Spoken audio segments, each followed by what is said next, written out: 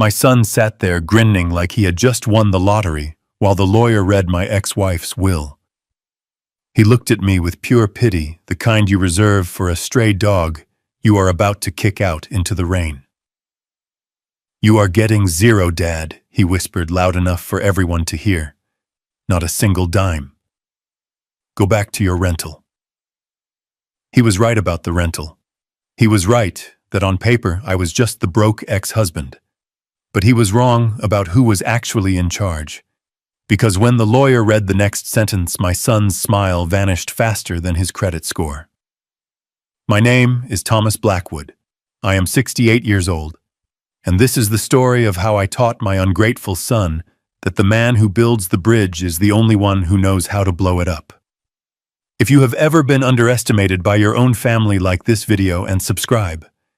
Let me know in the comments where you are watching from. I want to see how far this story travels. The rain at the cemetery was cold, but not as cold as the look my son Brandon gave me when I tried to approach the casket. He stepped in front of me, blocking my path. "The front row is for family." "Thomas," he said. He did not call me Dad. He hadn't called me Dad in 5 years. Not since he decided that a retired engineer living in a small apartment wasn't good enough for his image as a rising marketing executive.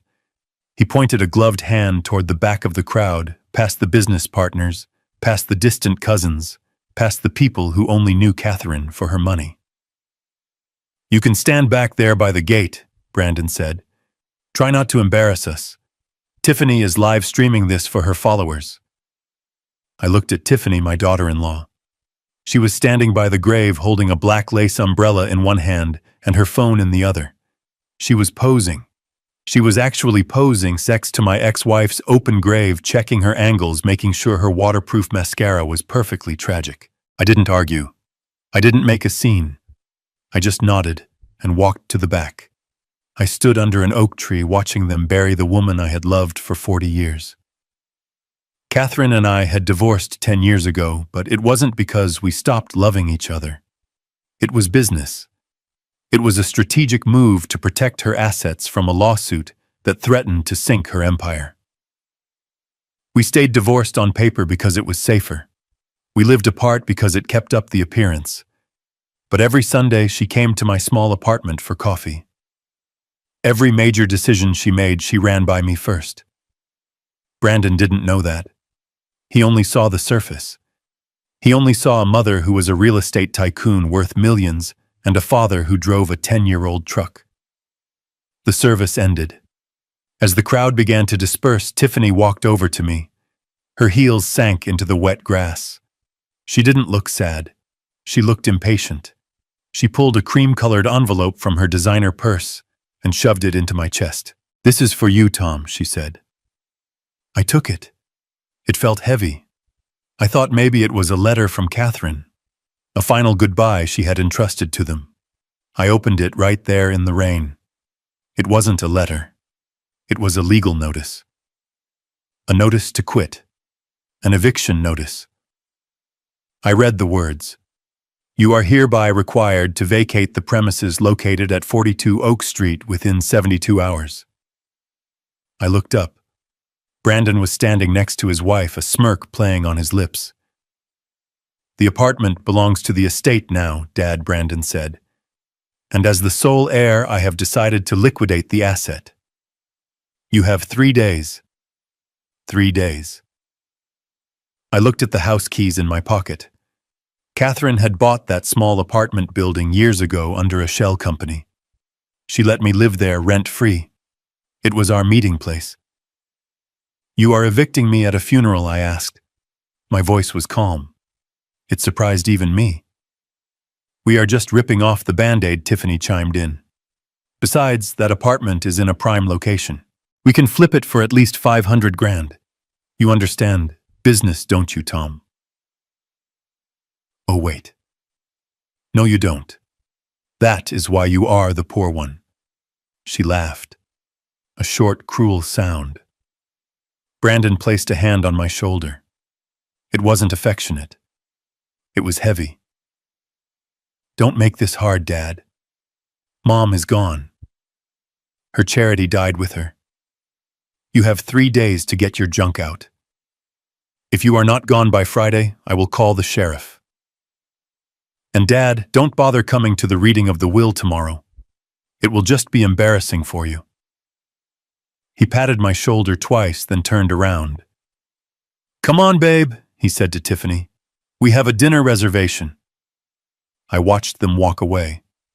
They walked with the swagger of people who thought they owned the world. They got into Brandon's leased Porsche and drove off, splashing mud onto my shoes. I stood there alone in the cemetery.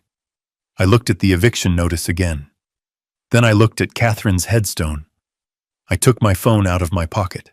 It was an old model, cracked screen, exactly the kind of phone a poor old man would have. I dialed a number from memory. Mr. Prescott, I said. The voice on the other end was sharp and immediate. Thomas. I assume they made their move. They did, I replied. They served me an eviction notice at the graveside. There was a silence on the line. Then a low, cold chuckle. Classic Brandon Prescott said. Are we green for tomorrow? We are green, I said. Initiate phase 1. And Prescott, make sure the room is cold. I want them uncomfortable. I hung up. I walked out of the cemetery. I didn't go back to my apartment to pack. I went to a diner, ordered a black coffee, and sat there for 3 hours just thinking. I wasn't thinking about where I would live. I was thinking about the list of numbers I had memorized. $28 million. That was the total value of Catherine's estate. But there were other numbers Brandon didn't know about. $2.4 million. That was Brandon's gambling debt across 3 different casinos in Vegas and Atlantic City. $450,000. That was the credit card debt Tiffany had racked up buying purses and shoes to maintain her online image. And $100. That was the IQ limit they both failed to reach. They thought they were predators.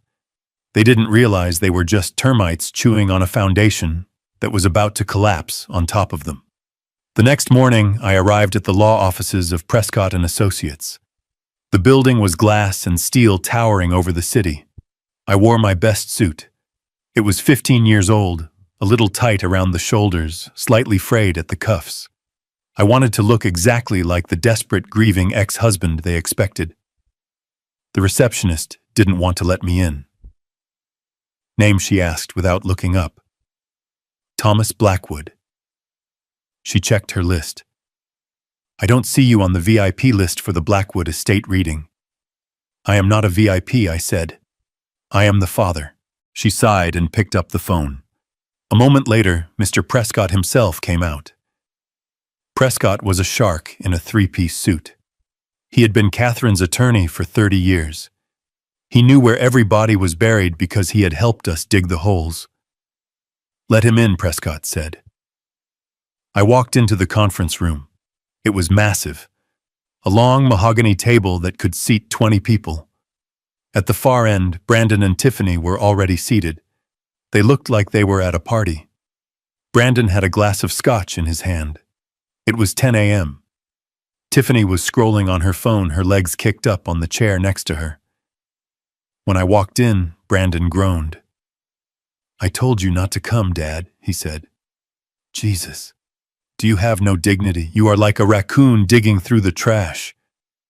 I pulled out a metal folding chair from the corner and sat near the door, far away from them. I just want to hear what she wanted, I said quietly.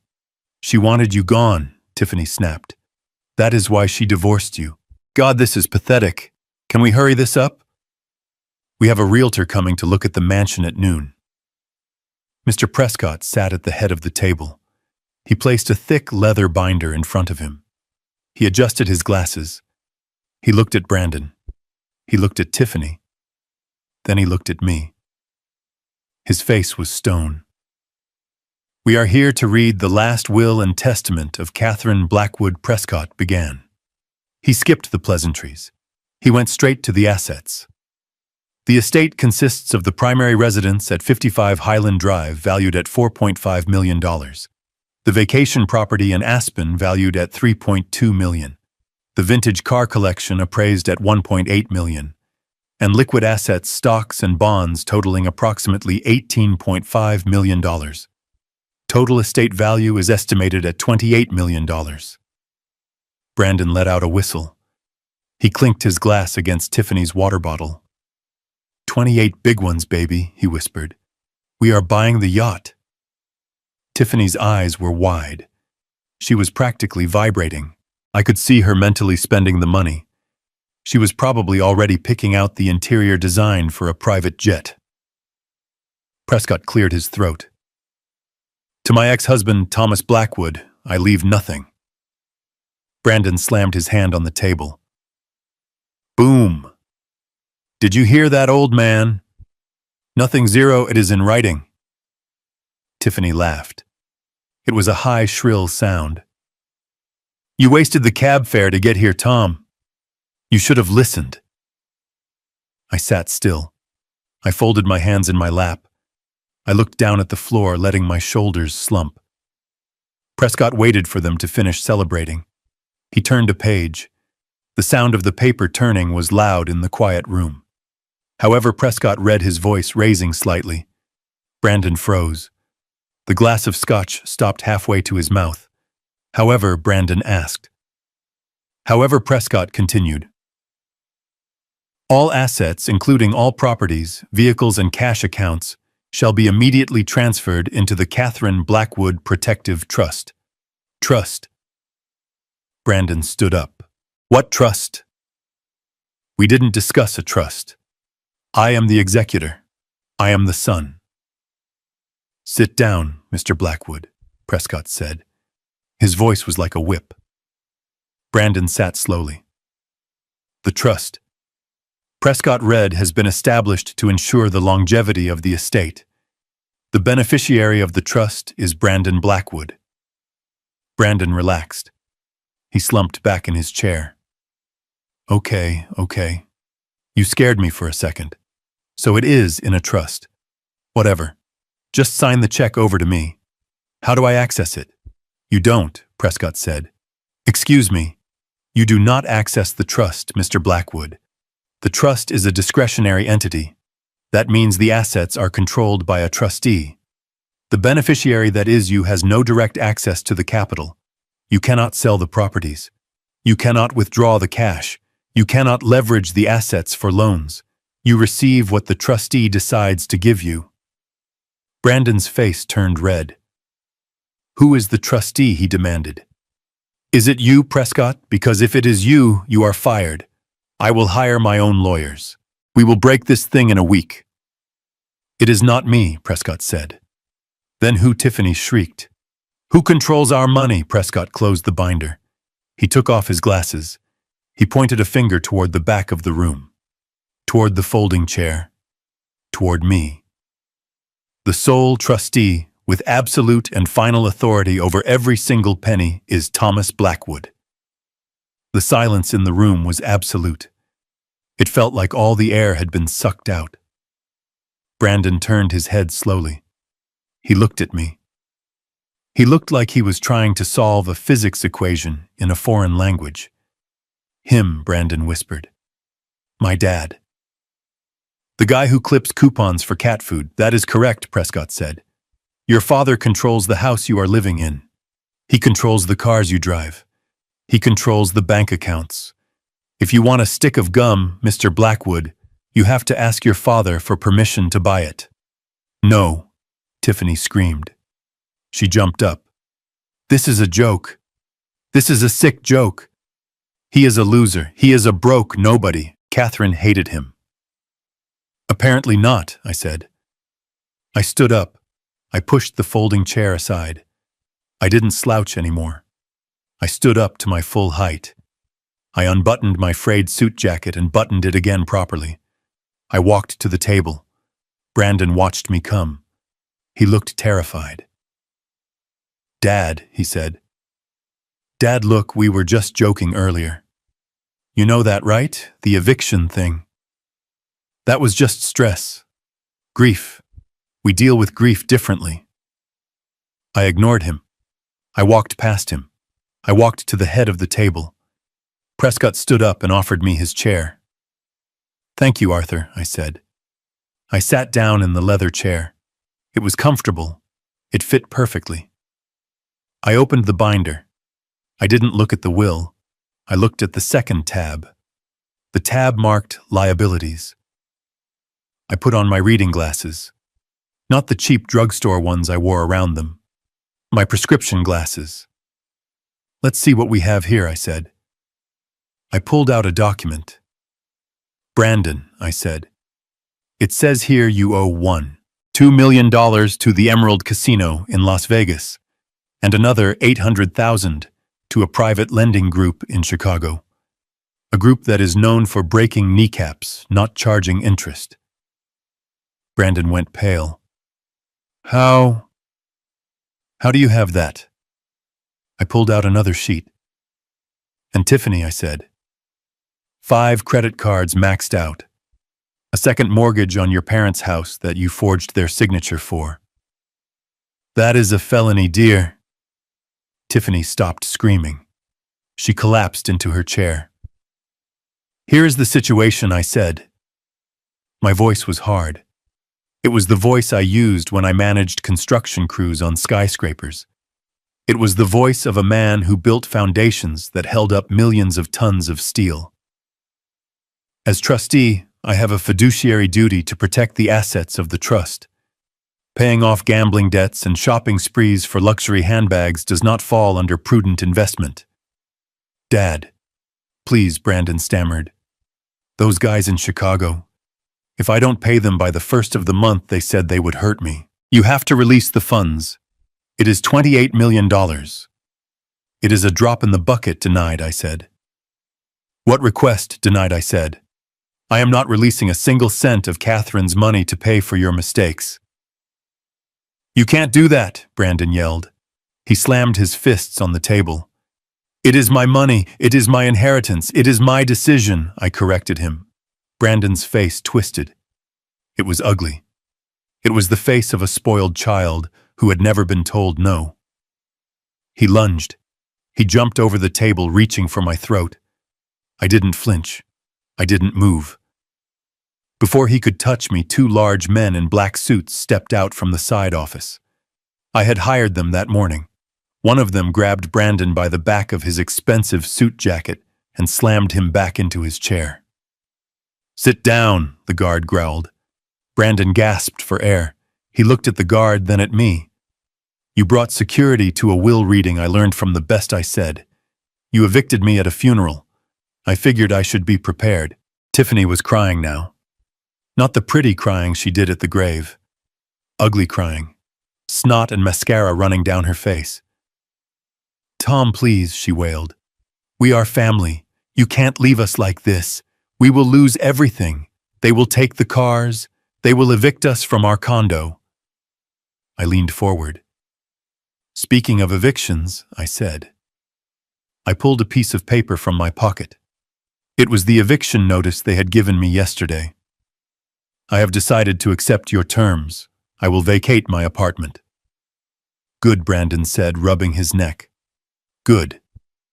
At least you are being reasonable." However, I continued, since the mansion on Highland Drive is now trust property, and I am the trustee, I have decided to conduct a thorough audit of the premises. "What does that mean?" Tiffany asked. "It means," I said, "that I am changing the locks on the mansion today. You two have been living there for free for 6 months while Catherine was in the hospital. That ends now. You are kicking us out," Brandon screamed. "Where are we supposed to go?" I looked at the eviction notice again. "I hear there is a nice apartment available on Oak Street," I said. "It needs some work. It has a bit of a damp smell. But it is available in 3 days." I tossed the eviction notice back at him. "Rent is $2,000 a month, payable to the trust. Don't be late." Brandon stared at the paper. His hands were shaking. I stood up. "Meeting adjourned," I said. I walked out of the office. Prescott followed me. "That went well," Prescott said as we got into the elevator. "It is just the beginning," I said. "Brandon isn't going to give up," Prescott warned. He is desperate. Desperate men do stupid things. I know, I said. I am counting on it. The elevator doors opened to the lobby. The sun was shining through the glass. Let's go to the bank, Arthur, I said. I want to see my accounts. And then I want to buy a very expensive bottle of whiskey. To celebrate, Prescott asked. No, I said. To pour on the ground for Catherine. She always hated the cheap stuff I drank. For the next 3 days, I watched my son unravel from a distance. I moved into a hotel. Not a luxury one, just a clean place with room service. I needed a base of operations. My phone blew up. 50 calls from Brandon. 20 from Tiffany.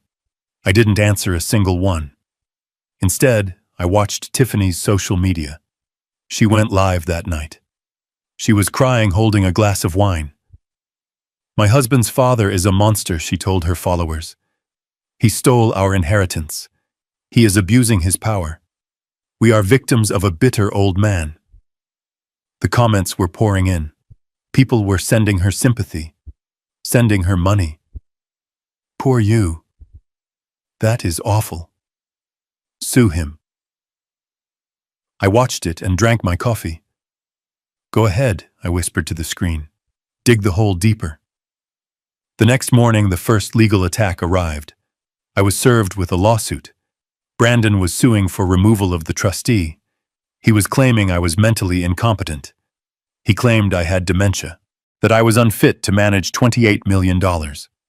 I called Prescott. He filed a 205 petition, Prescott said. He has an affidavit from a doctor claiming he examined you and found signs of cognitive decline. I haven't seen a doctor in 2 years, I said. I know, Prescott said. The doctor is Dr. Aris. He is a known hired gun for these types of cases. He will sign anything for $5 grand. So what do we do, I asked. We fight it, Prescott said. But it will freeze the assets. The judge will put a temporary hold on the trust until the competency hearing. That could take months. Months, I repeated. Brandon didn't have months. The loan sharks in Chicago weren't going to wait for a court date. This was a stall tactic. He was trying to force a settlement. Tell the judge I will submit to an independent evaluation, I said. Immediately. Today. It doesn't work that fast, Tom. The courts are slow. Then we make them fast, I said. I hung up. I needed to provoke him. I needed him to make a mistake bigger than a fake lawsuit. I went to the mansion. I knew they hadn't left yet. I knew they were squatting. I pulled up to the gate in a taxi. The gate was locked. I used my key. The electronic code Catherine had given me 10 years ago. It still worked. The gate swung open. I walked up the long driveway. The mansion was a beast of a house. 12 bedrooms, a pool, a tennis court. It was a monument to excess. Brandon's Porsche was in the driveway. I walked up to the front door. I didn't knock. I used my key. I stepped into the foyer. It smelled like stale pizza and expensive perfume. Boxes were everywhere. They weren't packing to leave. They were selling things. I saw stickers on the antique vases. Prices. $5,000. $10,000. They were running an estate sale. An illegal estate sale. I walked into the living room. There were strangers in the house. People walking around picking up Catherine's crystal figurines. Brandon was in the corner taking cash from a man in a trench coat. Sold, Brandon said. Give me the cash. What is going on here? I boomed. The room went silent. Brandon spun around. He looked like a deer caught in headlights. Dad, he said. What are you doing here? You can't be here. I have a restraining order pending. I looked at the man in the trench coat. He was holding a painting. A landscape Catherine had bought in Paris. Put that down, I told the man. That property belongs to the trust. Purchasing stolen goods is a crime. The man looked at Brandon. You said this was yours. It is mine, Brandon yelled. It is my mother's house. The man put the painting down and backed away. I am not getting involved in this, he said. He walked out. Other buyers started to leave. They sensed the trouble. Get out, Brandon screamed at them. Buy something or get out, he turned to me. His eyes were wild. He hadn't slept. He looked manic. You are ruining everything, he screamed. I need this money. They are going to kill me, Dad. Do you understand? They are going to break my legs. Then maybe you shouldn't have gambled away money you didn't have, I said calmly. You are enjoying this, aren't you? Tiffany hissed. She came down the stairs. She was wearing one of Catherine's fur coats. It was too big for her. She looked ridiculous. You always were jealous, she said. Jealous of Brandon. Jealous of Catherine's success. You were just the engineer, the worker bee. You couldn't handle being around real success. I looked at her. Take off the coat, Tiffany, I said. Make me, she sneered. I didn't have to. Sirens wailed in the distance. I had called the police on the way over. Brandon ran to the window. Cops, you called the cops. You are selling assets that don't belong to you, I said. That is theft. Grand larceny given the value of that painting. Brandon panicked. He looked around the room. He grabbed a vase. A Ming vase. It was worth $20,000. I am going to smash it, he yelled. I will smash everything. If I can't have it, nobody can. He held the vase over his head. Go ahead, I said. Brandon paused. He expected me to beg. Break it, I said. It is insured. The trust will get the full value, and you will add another felony charge to your record. Destruction of property. Go on, son. Make my day. Brandon's hands shook. He lowered the vase. He started to cry. He sank to the floor, hugging the vase like a teddy bear. Why do you hate me? He sobbed. I don't hate you, Brandon, I said. I am trying to save you. Save me. You are destroying me. No, I said. I am stopping you. You have been running on a treadmill of lies for 10 years. You think money is the answer to everything. It isn't. It is just fuel. If your engine is broken, the fuel just makes you burn faster. The police knocked on the door. Open up, police. I walked to the door. I opened it. 2 officers stood there. Mr. Blackwood, one asked. I am Thomas Blackwood, the trustee, I said. These 2 people are trespassing and attempting to sell stolen property. I would like them removed. The officers walked in. They saw Brandon on the floor. They saw the price tags on the furniture. Sir, ma'am, you need to come with us, the officer said. They didn't arrest them, not yet. It was a civil dispute at this point, but they were escorted out. I watched from the porch as they were put into the back of a squad car to be driven off the property. Tiffany was screaming at the officers, telling them she had 1 million followers. Brandon just looked at me through the glass. He looked small. I locked the front door. I was alone in the mansion. It was quiet. Too quiet. I walked through the empty halls. I remembered when this house was full of life. When Brandon was a boy running down these stairs. Where did I go wrong? I asked the empty air. I knew the answer. I had given him too much. Catherine and I, we felt guilty for working so hard, so we compensated with gifts, with money. We taught him that the world owed him a living. Now I had to teach him the hardest lesson of all. I went to the library. I sat at Catherine's desk. I opened the top drawer. There was a false bottom. I knew about it because I built the desk for her 20 years ago. I popped the latch. Inside there was a small notebook. Catherine's diary. And a letter. Addressed to me. Tom, the letter read, If you are reading this, I am gone. And if you are reading this, it means Brandon has done exactly what we feared he would do. I tried to help him, Tom. I paid his debts twice. I bailed him out. But he never learns. He only wants more. You were always the strong one, the disciplined one. I need you to be strong one last time. Don't give him the money, not until he is broken, not until he understands what it means to earn $1. Break him, Tom, so we can build him back up. Love, Kat. I wiped a tear from my eye. I wasn't the villain. I was the final gift Catherine had given our son. I was the rock bottom he needed to hit. But the war wasn't over. Brandon was cornered. And a cornered rat doesn't just hide, it bites. My phone rang. It was a blocked number. I answered. Mr. Blackwood, a voice said. It was deep, gravelly, speaking. We represent certain interested parties in Chicago. We understand you are controlling the purse strings for your son now. I gripped the phone. I am, I said. Good. Then you know he owes us $800,000. With interest, let's call it an even million. I don't owe you anything, I said. No, the voice said. You don't. But accidents happen.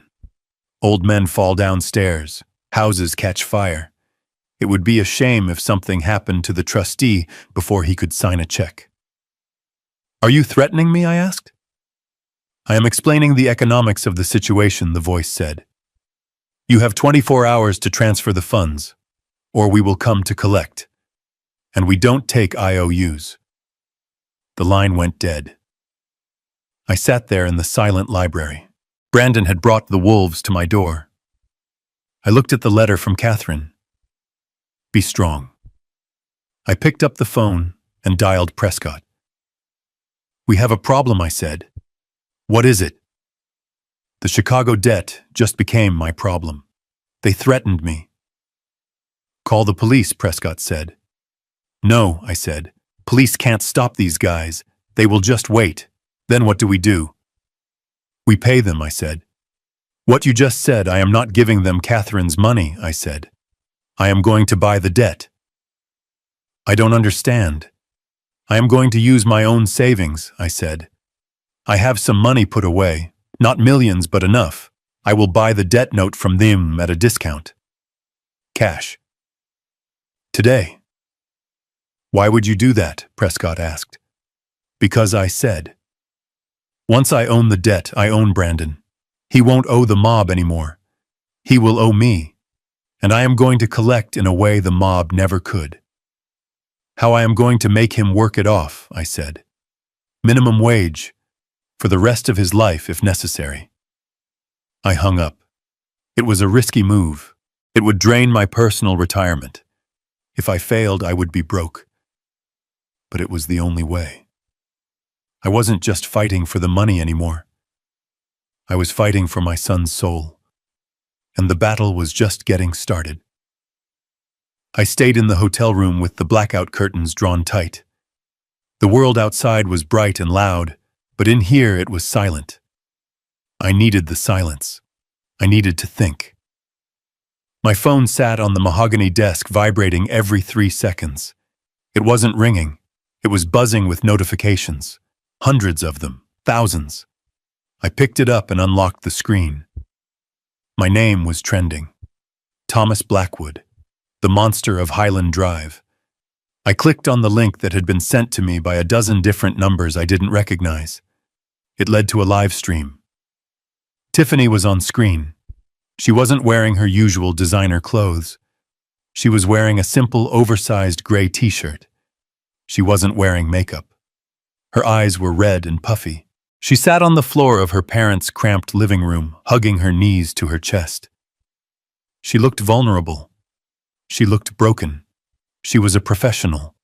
Guys, she whispered to the camera. I didn't want to do this. I wanted to handle this privately. But I am scared. I am so scared for my husband. The viewer count was climbing. 20,000 people watching. 30,000. She wiped a tear from her cheek. You know about the will, she continued. You know that Brandon's mom passed away, but you don't know the truth about his father. Thomas. She said my name like it was a curse word. He has always been abusive, she lied. Not physically, but up here. She tapped her temple. He controlled Catherine for years. He made her think she was going crazy. And now he is doing it to us. He kicked us out on the street. He laughed at us while we packed our bags. He is holding the inheritance hostage because he wants to see us suffer. He is a narcissist, a predator. I watched the comments scroll by on the side of the screen. They were moving so fast, they were a blur of hate. Find him. Expose him. Someone should teach this old man a lesson. I sipped my cold coffee. I didn't feel anger.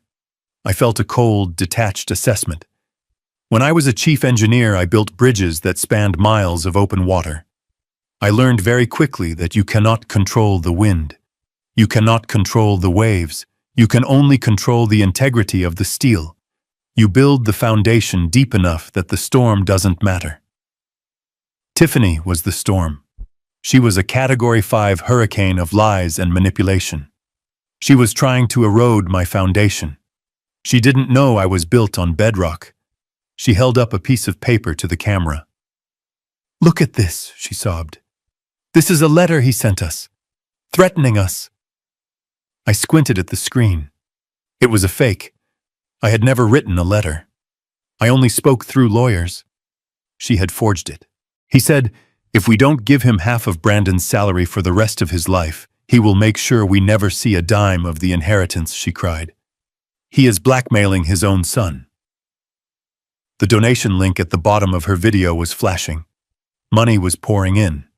People were donating $5, $10, $50 to the Poor Victims Fund.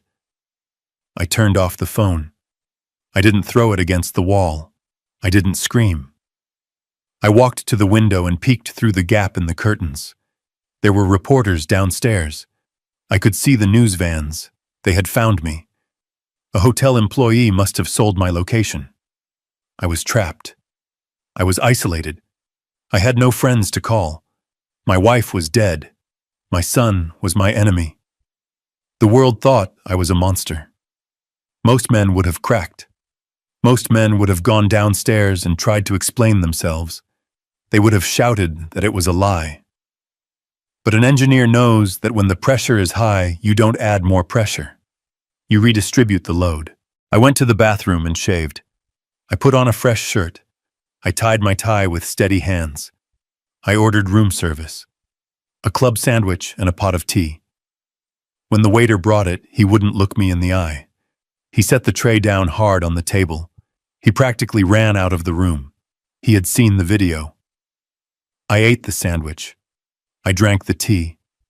Then I opened my laptop and started a video call with Prescott. His face appeared on the screen. He looked sweaty. He was in his office, but I could see people running around in the background. Thomas Prescott said, "It is a disaster. The firm's phones are ringing off the hook.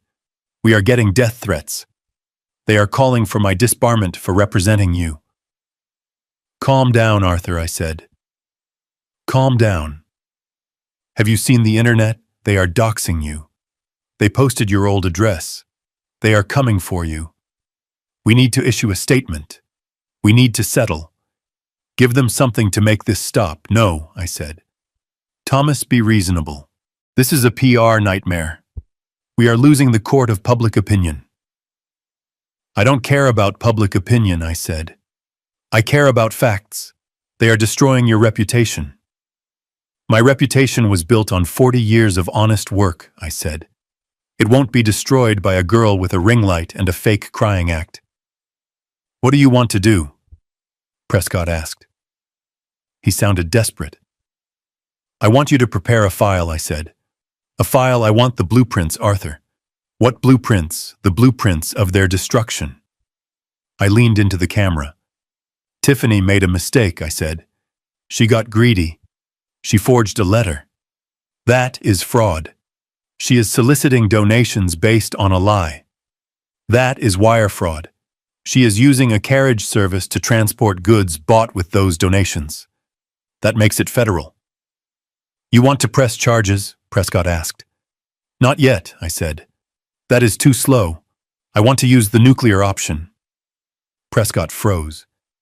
You mean Clause B, I mean Clause B. Thomas, that clause, Catherine put that in there as a failsafe. It was never meant to be used. It will burn everything down. It is time to burn it, I said. But the fallout? Do it, Arthur. Draft the motion and send a copy to Brandon. Just Brandon. Not his lawyer. Not his wife. Send it directly to his personal email. Prescott hesitated. You are a cold man, Thomas. I am a structural engineer, Arthur Rance replied.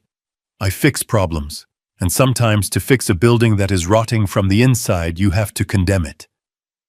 I ended the call. I sat back in the chair. The noise outside was getting louder. I could hear chanting. Hey, hey, ho, ho. The greedy father has got to go. It was catchy. I would give them that. I picked up my notebook. I turned to a fresh page. I wrote down a list of variables. Variable 1, Brandon's gambling debt. Variable 2, Tiffany's vanity. Variable 3, the durability of their marriage when the money runs out. I did the math. The equation didn't balance. The structure was unstable. All I had to do was pull one pin.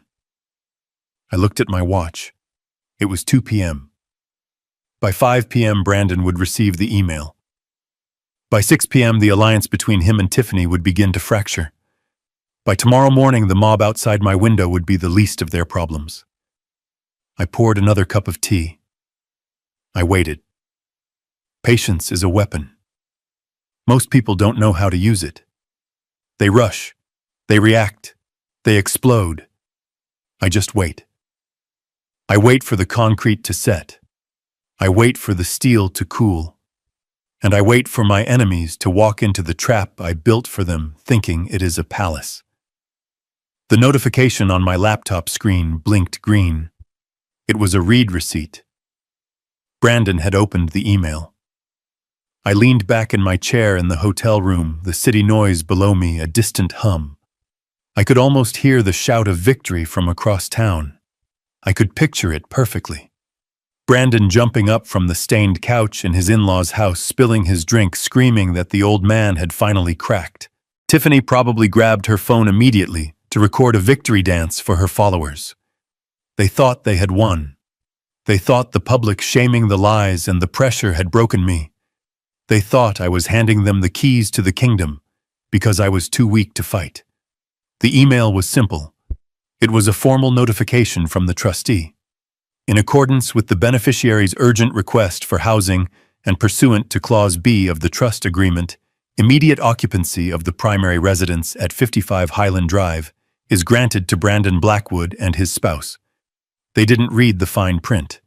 They never did. They saw the address. They saw the word granted. They didn't ask why Catherine had nicknamed that house the Gilded Cage. They didn't ask why I, a structural engineer, had refused to live there for the last 5 years of our marriage. They just saw a mansion worth $4.5 million, and they saw themselves inside it. The move happened less than 24 hours later. I didn't have to guess. I watched it happen. I had access to the security cameras. I sat in my hotel room drinking tea, watching the live feed on my monitor. It was like watching a reality show about people walking into a minefield. Brandon pulled up in a rented moving truck. Tiffany followed in her convertible. She stepped out wearing oversized sunglasses and a white fur vest, looking up at the house like she was the queen returning to her castle. The house was impressive from the outside. It was a sprawling Victorian estate with stone turrets and ivy climbing the walls. It looked like old money. It looked like power. They walked through the front doors. I switched camera views to the foyer. We did it? Tiffany screamed, her voice echoing in the empty hall. She spun around, filming herself. Look at this, guys. We are finally home. The haters tried to stop us, but love wins. Brandon was popping a bottle of champagne. To us, he shouted. To the good life. I took a sip of my tea. Enjoy it, I whispered. The temperature is dropping tonight. The first crack in their perfect world appeared 6 hours later. The sun went down and the chill of late autumn settled over the city. That house was built in 1902. It had single-pane windows and stone walls that held the cold like a tomb. On the camera feed, I saw Tiffany wrap her arms around herself. She said something to Brandon. He walked over to the thermostat on the wall and cranked it up. Nothing happened. He hit it again. He fiddled with the dial. I knew exactly what was happening. The boiler in the basement was original to the 1950s renovation. It was a temperamental beast that required a specific sequence of valves to be turned pressure to be checked, and a pilot light that liked to dance in the draft. Catherine had kept a full-time maintenance man just to keep the thing running. I had fired him yesterday. By midnight, they were wearing coats inside the house. I watched them huddle under blankets on the antique sofas in the living room. The fireplace was right there, but they couldn't use it. The chimney hadn't been swept in 3 years, and if they lit a log, they would smoke themselves out in 5 minutes. My phone rang at 1 a.m. It was Brandon. I let it go to voicemail. He called again, and again. Finally, I picked up. "Hello," I said, my voice groggy, pretending to be asleep. "Dad." "The heat is broken," Brandon shouted. "It is freezing in here. You need to call someone." I sat up in bed and turned on the lamp. "I don't need to do anything, Brandon," I said calmly. "Did you read the full text of Clause B? What I don't care about the text, I care that I can see my breath in the living room. Fix it." Clause B states that upon taking occupancy, the beneficiary assumes all responsibility for the maintenance, utilities, and upkeep of the property. I recited from memory. The trust provides the asset.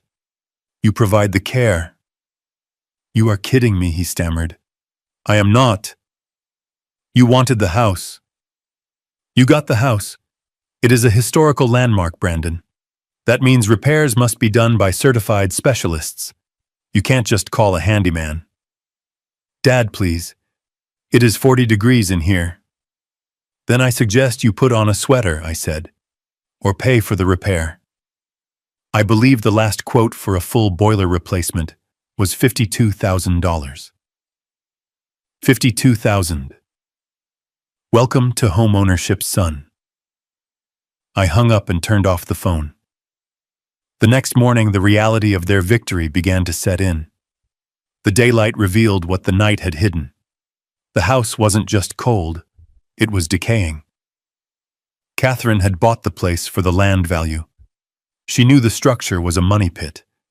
She had planned to tear it down and build condos, but the Historical Society blocked her, so she let it sit.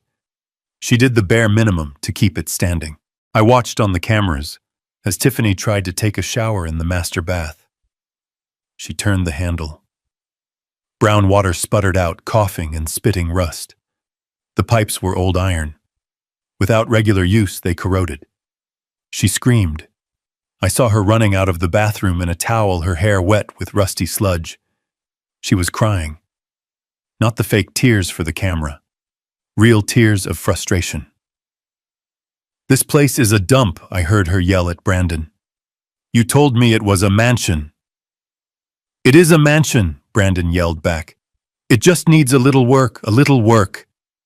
"There is mold in the closet, Brandon." "My shoes are going to get ruined."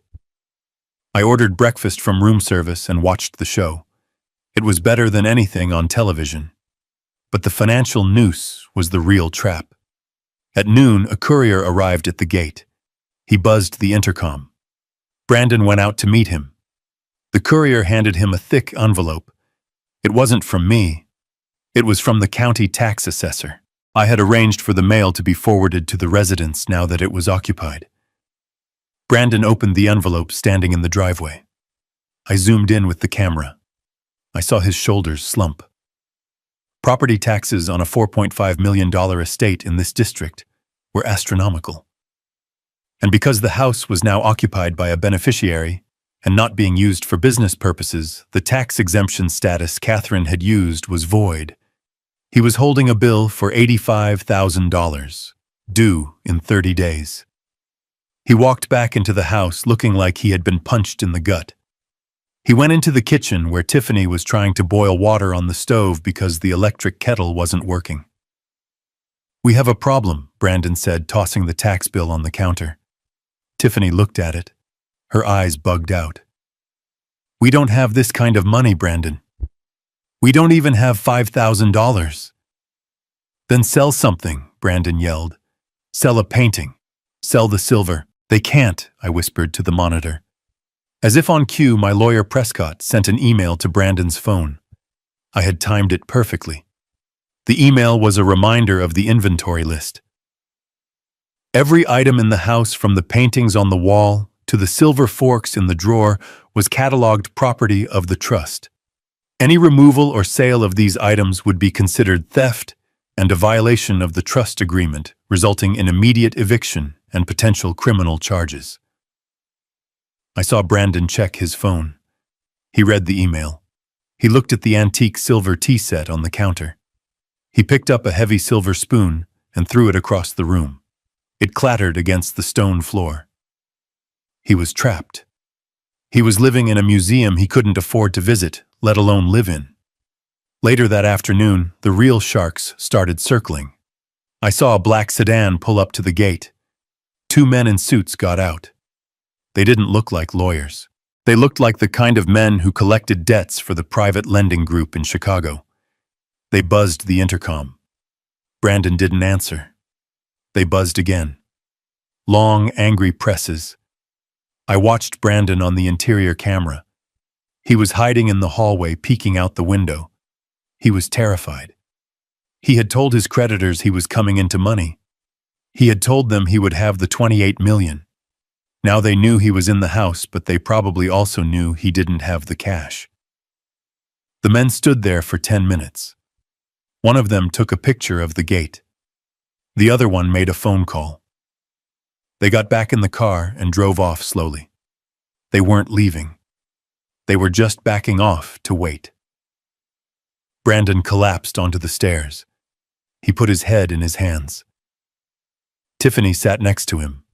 She wasn't comforting him. She was scrolling on her phone, probably deleting comments or blocking people who were asking why she hadn't posted a house tour yet. They were alone. They were cold. They were broke. And they were sitting inside a $4 million trap that was slowly suffocating them. I closed my laptop. I had to go to a meeting. I had an appointment with a very specific type of broker. Brandon was about to try something desperate. I knew my son. When he was cornered, he didn't get smarter. He got reckless. He was going to try to leverage the house. He was going to try to take out a loan against the property value, forging my signature, if he had to. I needed to be one step ahead. I needed to make sure that when he reached for a lifeline, he grabbed an anchor instead. I put on my coat. The hotel room was warm and quiet. I felt a moment of pity for them shivering in that drafty mausoleum. But then I remembered the eviction notice at the funeral. I remembered the live stream. I remembered the email calling me a narcissist. The pity evaporated. I checked my reflection in the mirror. I didn't look like a retired engineer anymore. I looked like a man who was done building bridges. I walked out the door. Phase 2 was complete. The house was crushing them. Now it was time for Phase 3, the financial collapse. I took the elevator down to the lobby. My phone buzzed in my pocket. It was a text from Brandon. "Dad, we need to talk. It is urgent." I didn't reply. Let him sweat, I thought. Let the cold seep in. Let him understand that the warmth he took for granted his entire life wasn't free. It was provided. And the provider had just walked off the job. I watched the surveillance feed from my hotel room. It was pitiful. Brandon was pacing the length of the freezing library wrapped in 3 layers of cashmere. He looked like a prince who had lost his kingdom and was trying to govern a pile of rubble. The house was cold. The water was brown. The silence was heavy. He picked up his phone. I knew who he was calling.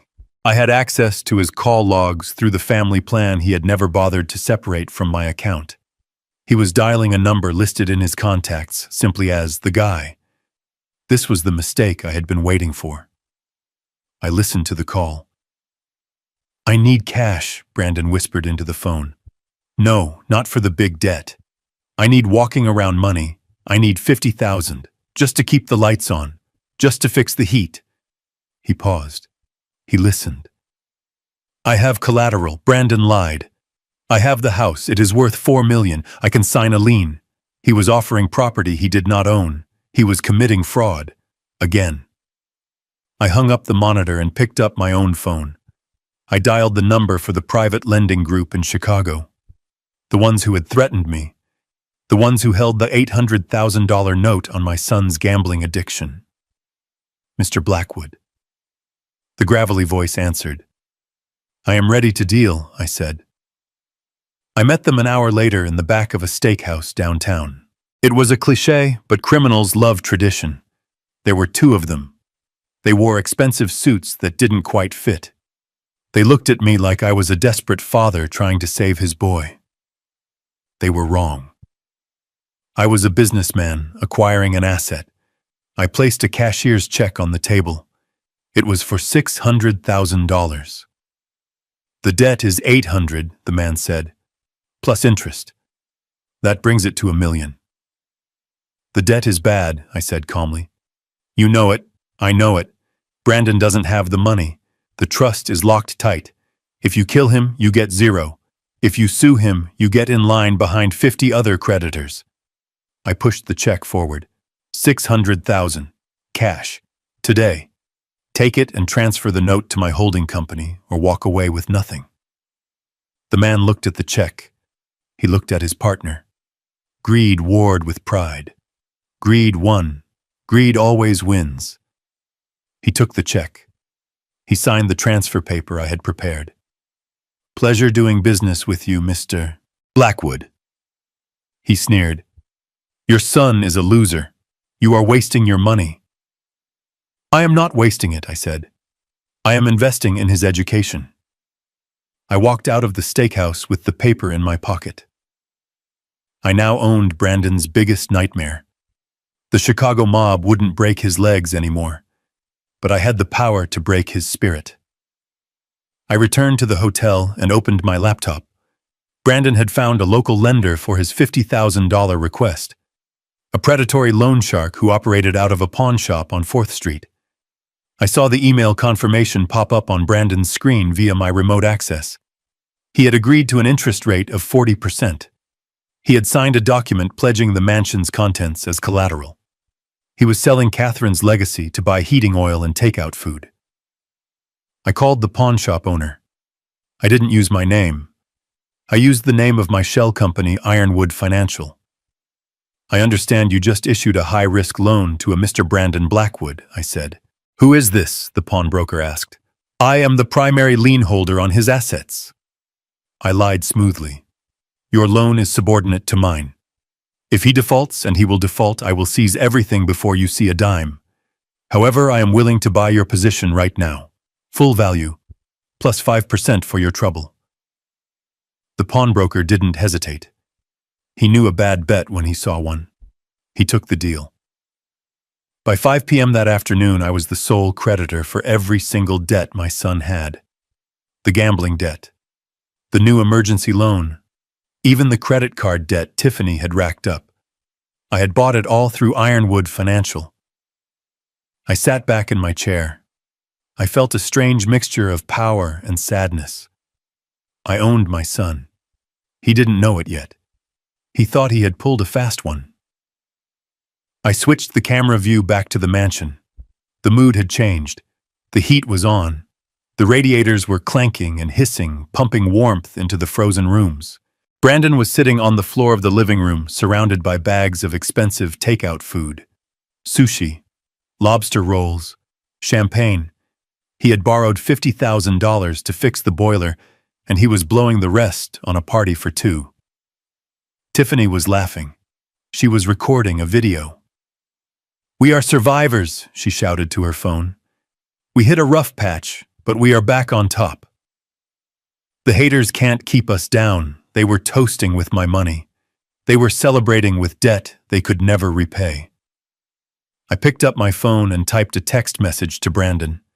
I sent it from an anonymous number associated with Ironwood Financial. "Mr. Blackwood," the text read, "this is a notification that your debts have been consolidated and acquired by Ironwood Financial. Your first payment of $15,000 is due in 48 hours. Failure to pay will result in immediate asset seizure." I watched the screen. Brandon's phone buzzed. He picked it up. He read the message. He dropped the lobster roll. He showed the phone to Tiffany. She stopped laughing. She looked at the camera, realized she was still recording, and ended the stream abruptly.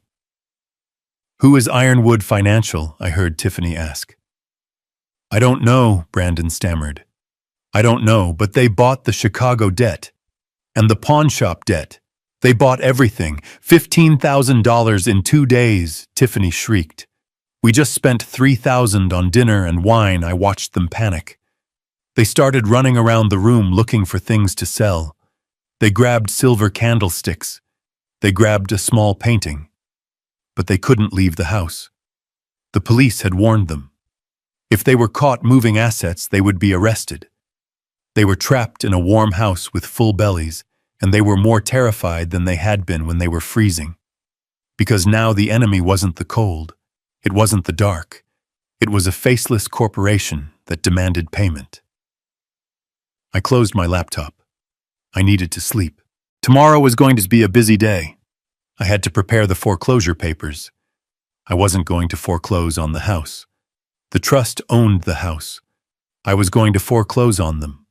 I was going to garnish his wages if he ever got a job.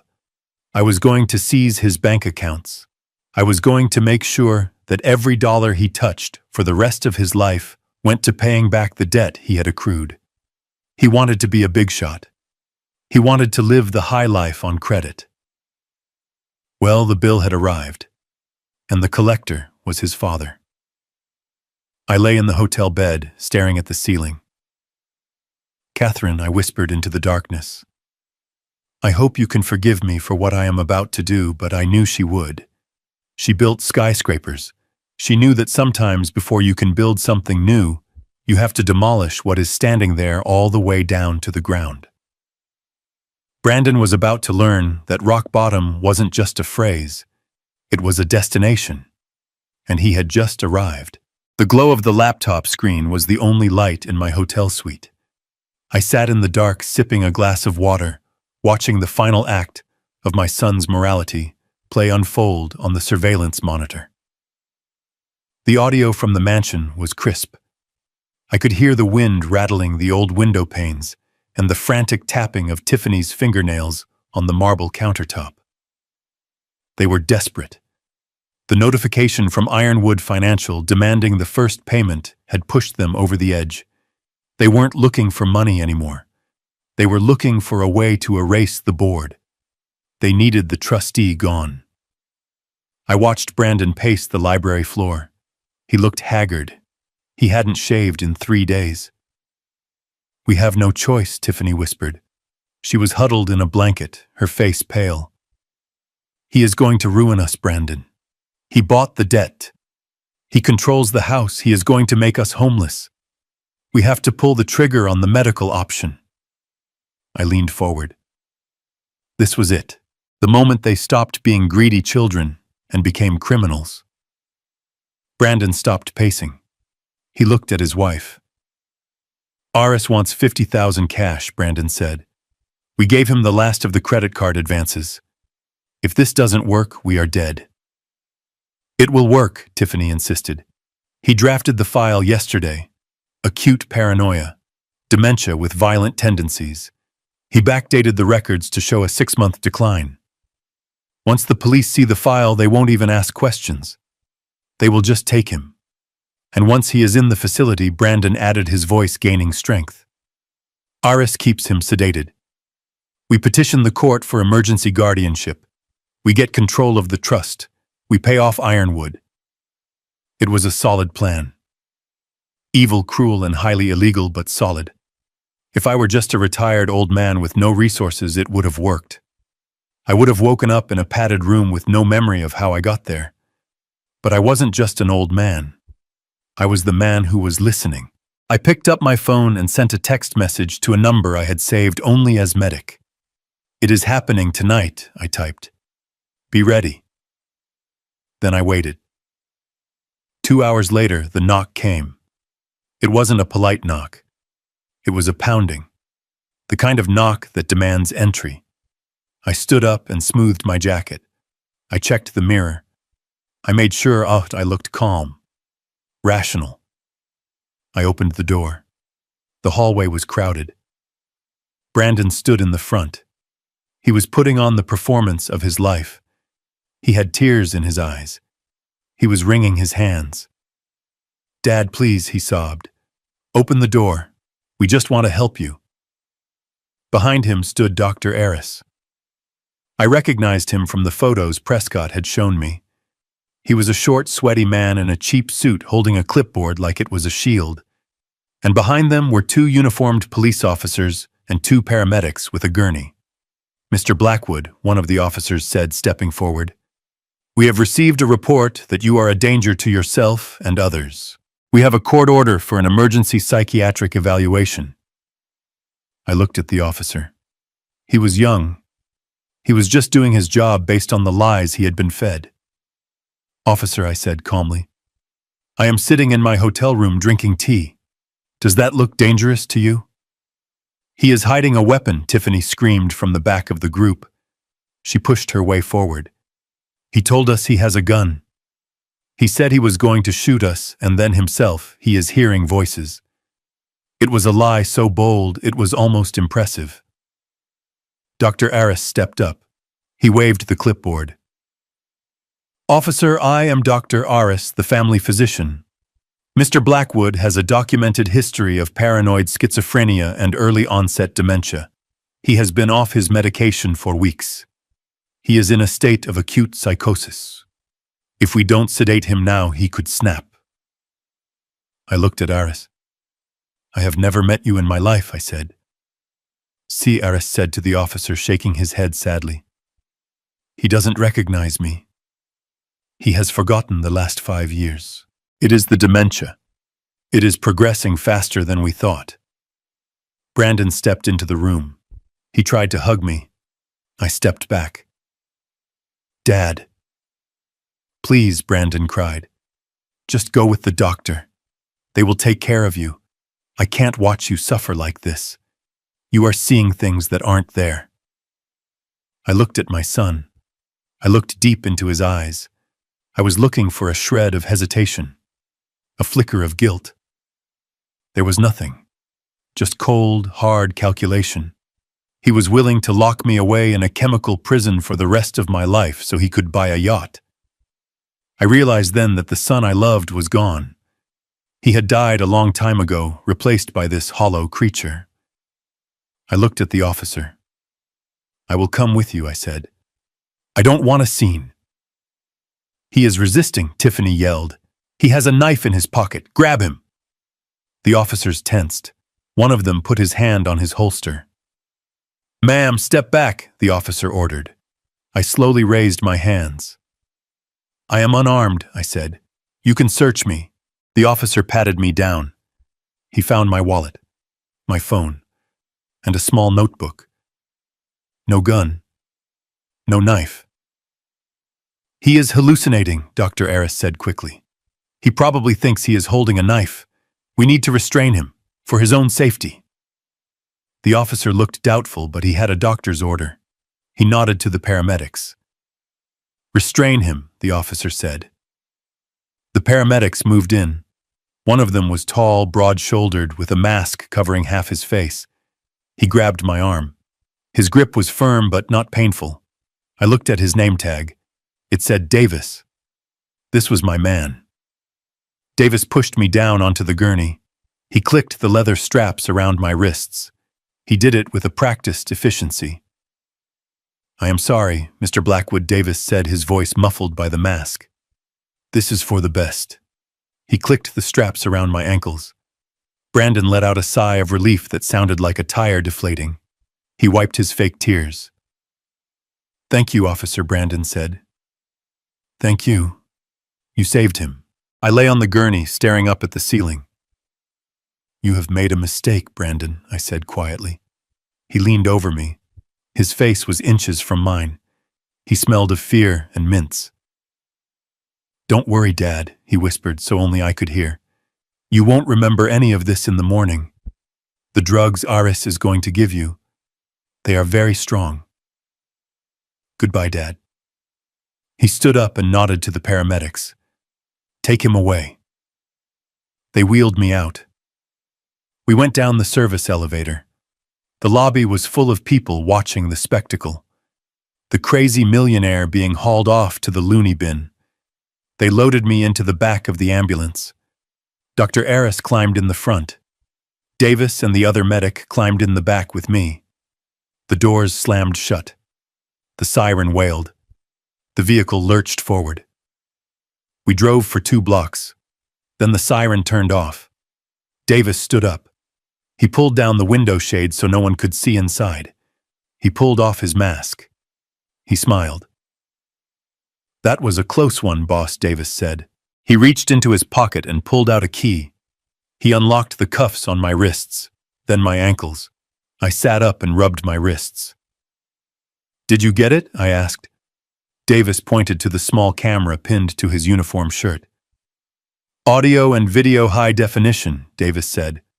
I got Aris claiming he treated you for 5 years. I got Tiffany lying about the gun. And I got your son whispering that he was going to wipe your memory. It is all in the cloud, Mr. Blackwood.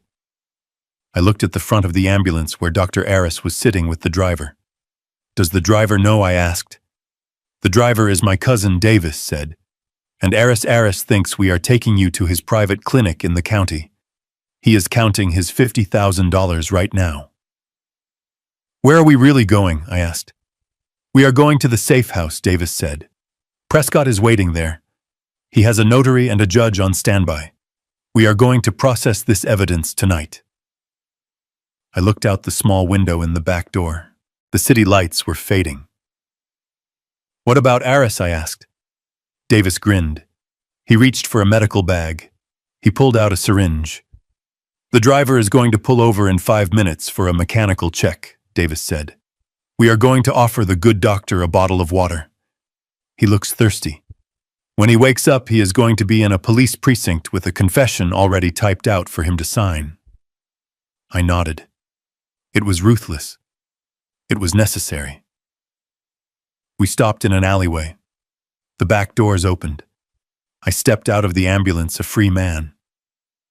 Aris was in the front seat, slumped against the window, fast asleep. I walked over to him. I took the clipboard from his lap. I looked at the fake medical file he had created. It was a work of fiction, a masterpiece of fraud. I kept the clipboard. It was evidence. Take him to the precinct, I told Davis. I watched the ambulance drive away. I stood alone in the alley. I took a deep breath. My son thought I was strapped to a bed, drooling on my way to a chemical lobotomy. He thought the board was cleared. He thought he had won. He was about to start celebrating. He would start spending money he didn't have. He would start selling assets he didn't own. He would get careless.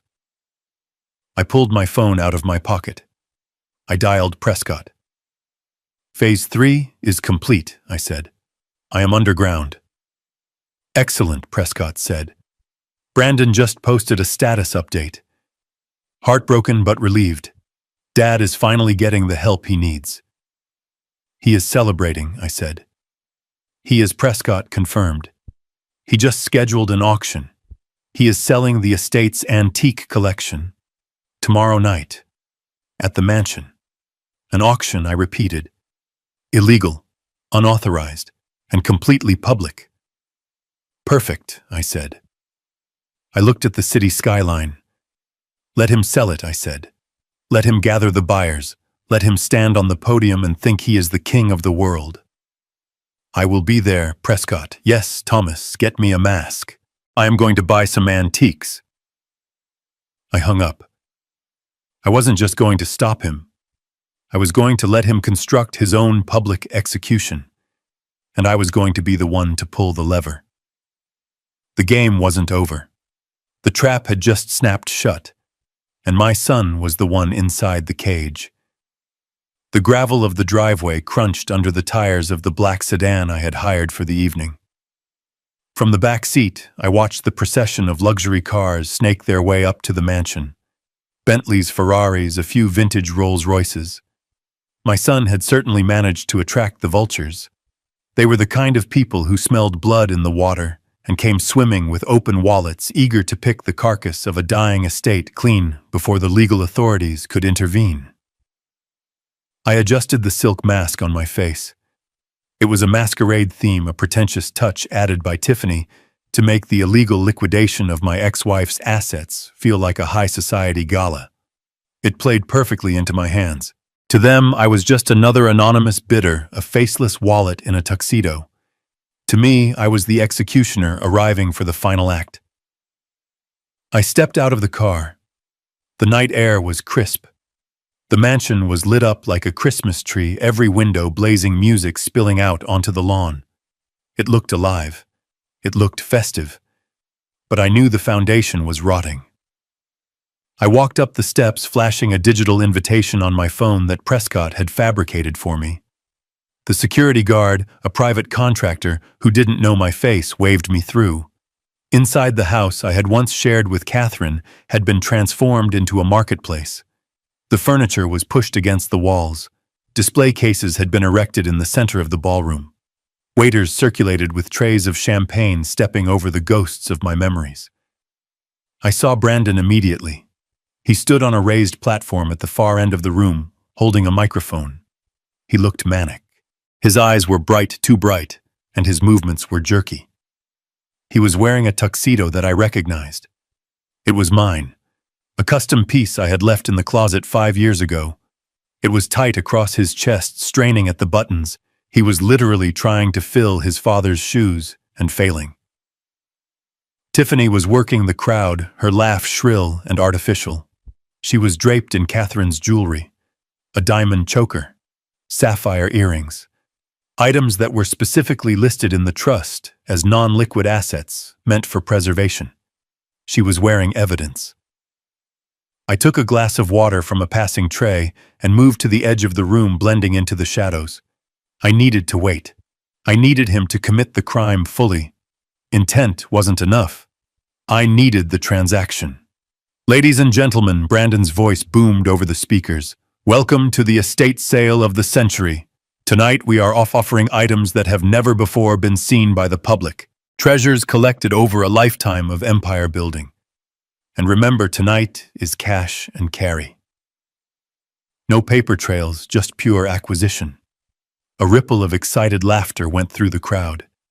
They knew it was illicit. That was part of the allure. They were buying stolen goods, and they didn't care. The auction began. It was a frenzy. A set of Ming vases went for $40,000. A Persian rug hand-woven in the 19th century went for $60,000. Brandon was practically vibrating. He was doing the math in his head, calculating how many debts he could pay off, how much he could keep. He thought he was free. He thought his father was strapped to a bed in a padded room, drooling on a pillow, while he sold off the family legacy. I waited until the centerpiece was unveiled. 2 men struggled to bring a large covered canvas onto the stage. Brandon ripped off the velvet cloth with a flourish. The crowd gasped. It was The Solitude, a painting Catherine had bought in Vienna 30 years ago. It wasn't just art.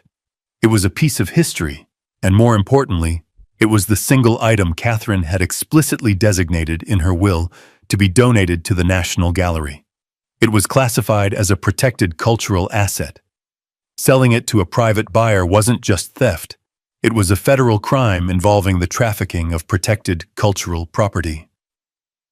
Bidding starts at $500,000. Brandon announced, his voice trembling with greed.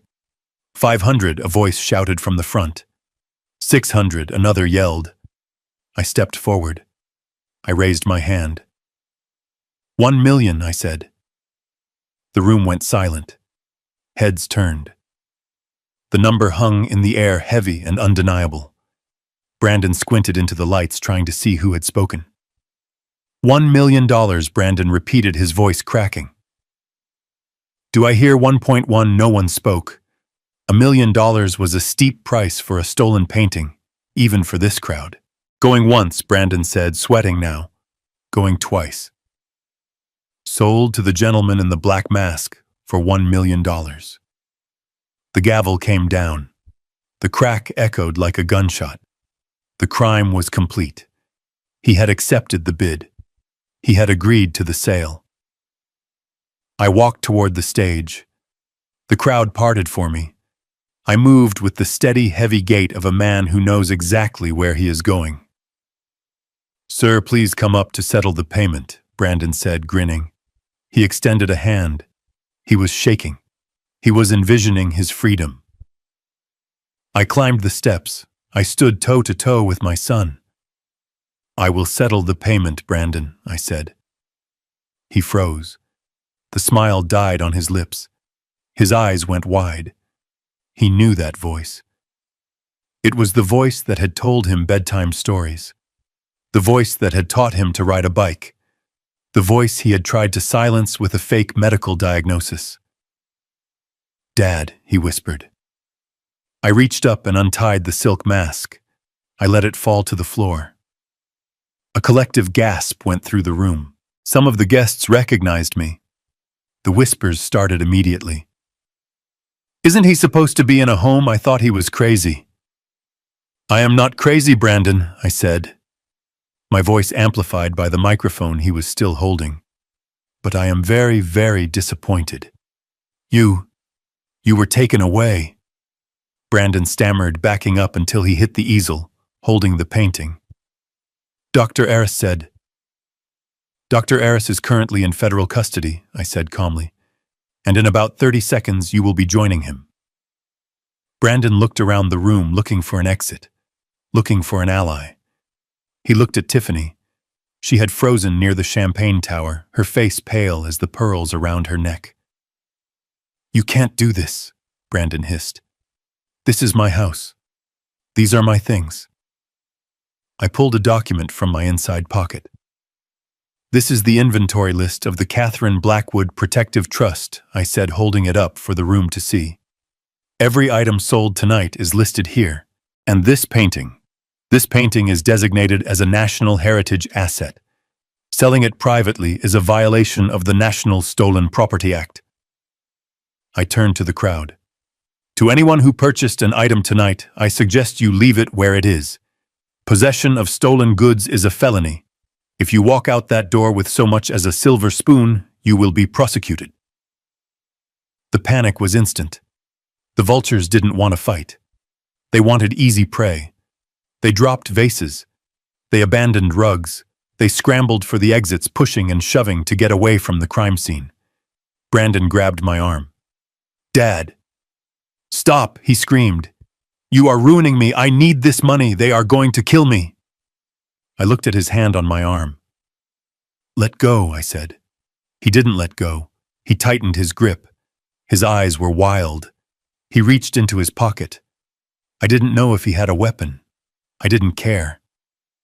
Suddenly, the stained glass windows at the front of the hall shattered inward. Flashbangs detonated in the foyer. The sound was deafening. Smoke filled the air. FBI. Down on the ground, Prescott hadn't just called the local police. He had called the federal task force dealing with art theft and fraud. The investigation into Dr. Aris and the document forger had led them straight here. Agents in tactical gear swarmed the room. Brandon screamed. He tried to run. He made it 3 steps before an agent tackled him. I watched my son hit the floor. I watched them zip-tie his hands behind his back. I watched him thrash and wail like a child having a tantrum, his face pressed against the parquet floor I had installed 20 years ago. Tiffany tried to blend in with the fleeing guests. She tried to slip out the side door, but an agent was waiting. "Mrs. Blackwood," the agent said, "we have a warrant for your arrest regarding conspiracy to commit fraud and identity theft." They handcuffed her. The diamonds she was wearing sparkled under the tactical lights. I stood alone on the stage next to the painting. The room cleared out until it was just the agents, the suspects, and me. An agent approached me. "Mr. Blackwood," he asked. "I am Thomas Blackwood," I said. "I am the trustee. We secured the perimeter. The suspects are in custody. We will need a statement." I looked at Brandon. They were hauling him up. He was weeping. Snot ran down his face. He looked at me. "Dad, help me tell them it was a mistake. Tell them I didn't know I walked down the steps." I walked over to him. I leaned in close. "I can't help you, Brandon," I said softly. "The trustee has denied your request." "You are a monster," he screamed as they dragged him out the door. "You planned this. You set me up." "I didn't set you up, son," I said to his retreating back. "I just let you be yourself."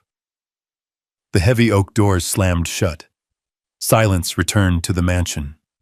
I looked around at the chaos. The overturned chairs, the spilled champagne, the debris of a life built on greed. Prescott walked in from the side entrance, flanked by 2 more agents. "It is done," Prescott said. "Is it?" I asked. He nodded. "They are facing 20 years, minimum. The federal charges for the art theft stick hard, plus the fraud, plus the attempted kidnapping regarding your medical committal. They aren't getting out anytime soon." I felt a wave of exhaustion hit me. It wasn't triumph. It was just a heavy gray fatigue. "I need a drink, Arthur," I said. I walked to the bar in the corner. I found the bottle of whiskey Brandon had been drinking. It was an 18-year-old single malt. I poured 2 glasses. I handed one to Prescott. "To Catherine," I said. Prescott clinked his glass against mine. "To Catherine, sir." I drank. The burn felt good. It felt real. But as the warmth spread through my chest, my phone buzzed. It was a text message. From Tiffany. She must have managed to send it right before they took her phone. I looked at the screen. "You think you won," she wrote, "but you don't know everything. Check the safe in the master bedroom. Brandon didn't just sell the art. He sold the one thing you actually care about." I stared at the words. The safe. Catherine kept her personal journals in there. The letters we wrote to each other when we were young. The things that had no monetary value but were worth more to me than the entire estate. I ran up the stairs. I didn't feel like an old man anymore. I felt a cold panic. I burst into the master bedroom. The safe was open. It was empty. They had sold my memories. I collapsed onto the bed. I had won the war. I had destroyed my enemies. But as I looked at the empty steel box, I realized that in a war between father and son, there are no winners. There are only survivors. And I had survived. But the cost was rising. The silence that followed the raid on the mansion didn't last long. I knew it wouldn't. Federal charges are heavy, but the legal system is a slow beast, and bail bondsmen are always hungry for business. 3 days after I watched my son and his wife being dragged away in handcuffs, they were back on the street. They had surrendered their passports. They were wearing ankle monitors, but they were free. For now. I sat in my hotel room staring at the phone. I wasn't waiting for an apology. I was waiting for the inevitable collapse. Pressure does strange things to structures that aren't built to code. It finds the cracks. It widens them. And the marriage between Brandon and Tiffany was nothing but hairline fractures held together by greed and hairspray. My phone rang on Tuesday evening. It wasn't Brandon. It was Tiffany. I answered on the first ring. I didn't say hello, I just listened. "Tom," she whispered, Her voice was shaking. It lacked the theatrical performance quality she usually projected for her followers. This sounded like raw, unfiltered fear. "Tom, I need to see you. Alone. Please, don't tell Brandon." I looked at the recording device I had already set up next to the phone. "Why would I meet with you, Tiffany?" I asked. "You just tried to sell my family heritage to the highest bidder." "Because I can give you Brandon," she said. The words hung in the air. Cold, sharp, precise. I named a place. A small diner on the edge of town, far away from the country clubs and the prying eyes of her social circle. A place where truck drivers ate meatloaf at the counter, and nobody cared who you were or what you were wearing. I arrived 10 minutes early. I sat in a booth near the back. I ordered a black coffee. Tiffany walked in wearing a hoodie and jeans. She looked small. She looked ordinary. The diamonds were gone, seized as evidence. The arrogance had evaporated, leaving behind a terrified woman who realized she was about to go to prison for a very long time. She slid into the booth opposite me. She didn't order anything. She just wrapped her hands around a glass of water, as if it were a lifeline. "He is crazy, Tom," she started, her eyes darting around the room. "Brandon is out of his mind. He is blaming me for everything. He told his lawyer that I masterminded the auction. He is trying to set me up." I took a sip of coffee. I didn't say anything. I let the silence stretch. In my years negotiating contracts with steel unions, I learned that if you stay quiet long enough, the other person will fill the void with the truth. "I didn't know about the forgery," she said, the words tumbling out now. "I didn't know he signed your name on the loan documents. I thought he had permission. I thought he was handling the trust legitimately. I was just a wife supporting her husband." It was a lie. I knew it was a lie. I had the recordings of her planning the mental capacity hearing. I knew she was the architect of half their schemes. But I nodded slowly. "Go on," I said. "I can testify," she whispered, leaning across the greasy table. "I can tell the feds everything. I know where he hid the cash from the first few sales. I know about the offshore accounts he tried to open. I can give them a roadmap to bury him." "And what do you want in return, Tiffany?" I asked. "I want out," she said. "I want you to talk to the prosecutor. Tell them I cooperated. Help me get a plea deal. And—" She hesitated.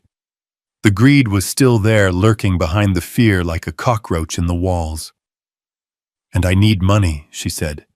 "Just enough to start over. 50,000. That is nothing to you now. You have millions.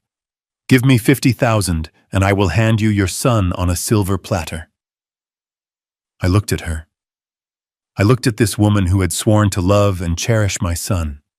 This woman who had lived in my house, eaten at my table, and called me dad when she wanted a new car. She was selling her husband for the price of a mid-range sedan. "You are offering to destroy Brandon to save yourself," I clarified. "You are offering to send the man you married to federal prison so you can avoid consequences." "He is going to prison anyway," she snapped, her voice rising. "Why should I go down with him? He is a loser, Tom. You know he is. He never earned a dime in his life. He gambled away our future. He dragged me into this mess. I am a victim here." I reached into my pocket. I pulled out my phone. I placed it on the table, screen down. "Is that your final offer?" I asked. "You trade Brandon for 50,000 and a good word with the DA." "Yes," she said. "Yes. Just give me the money." I picked up my phone. I stopped the recording app. "I didn't bring any money, Tiffany," I said. Her face fell. "What you said?" I didn't say anything, I corrected her. "I just listened. And I think I have heard enough." I stood up. I threw a $5 bill on the table for the coffee. "You are a witness, Tom," she hissed, grabbing my sleeve. "You heard me? We had a deal." "We didn't have a deal," I said, pulling my arm away. "We had a conversation. And now I am going to share that conversation with the only other person who needs to hear it. I walked out of the diner. The night air felt clean compared to the atmosphere inside that booth. I sat in my car. I opened the audio file. I edited it quickly, cutting out the dead air, leaving only her voice, her betrayal, her price tag. I saved the file. I opened my messages. I found Brandon's contact. He was currently staying at a cheap motel near the airport, forbidden from returning to the mansion by the court order. He was probably sitting there right now, terrified, waiting for his wife to come back with a solution. I attached the file. I typed a short message. She values you at $50,000, son. I thought you should know. I hit send. I watched the progress bar. Sending, sent, delivered. I started the engine. I didn't drive away immediately. I waited. 5 minutes later, my phone rang. It was Tiffany. I declined the call. Then a text came in from Brandon. It was just a string of incoherent curses. Then a second text. She is dead to me. I put the phone down. The alliance was broken. The two people who had conspired to destroy my life were now at war with each other. They wouldn't be plotting against me anymore. They would be too busy trying to rip each other's throats out. I drove back to the hotel. I felt a heavy stone in my gut. It wasn't guilt. It was the finality of it. I had just severed the last tie between them. I had ensured that when they went to trial, they would have separate defense attorneys. They would have conflicting stories. They would destroy each other's credibility on the stand. It was the most effective legal strategy money could buy, and it only cost me a cup of coffee. But as I drove through the city streets, I couldn't help but remember the day they got married. I remembered the way Brandon looked at her when she walked down the aisle. He had looked so happy, so sure. He didn't know he was marrying a mercenary, and I didn't know I was raising a fool. I parked the car. I walked up to my room. There was one more thing I had to do. I called Prescott. Arthur, I said. I just sent you an audio file. I received it, Prescott said. It is brutal, Thomas. It is necessary, I said. Send it to the district attorney. Tell them Ms. Dawson approached me to solicit a bribe in exchange for testimony. It goes to her character. It kills any plea deal she might try to cut later. You are making sure she goes to prison too, Prescott said. She was the one who suggested the mental facility, Arthur, I reminded him. She was the one who wanted to lock me away. I am just returning the favor. Understood, Prescott said. I will file it in the morning. I hung up. I poured a glass of water. My hands were steady. The house of cards had fallen. Now I just had to sweep up the debris. But I knew my son. I knew Brandon. He was weak, yes, but he was also volatile. He had just lost his fortune. He had lost his freedom. And now he had lost his wife's loyalty. He had nothing left to lose. And a man with nothing left to lose is the most dangerous thing in the world. I went to the door of my hotel room. I checked the deadbolt. I engaged the safety latch. I pushed a heavy chair in front of the door. It was an old instinct, a survival habit. I had a feeling I was going to need it. Brandon wasn't going to go quietly. He was going to explode. And I was ground zero. I sat in the leather chair of Arthur Prescott's office on the 42nd floor. The city looked small from up here. It looked manageable. I wished my life felt the same. Prescott was pacing. He held a tablet in his hand. His face was pale. Thomas, have you seen the news? He asked. I shook my head. I didn't want to see the news. I wanted to sign the final affidavits and go to sleep for a week.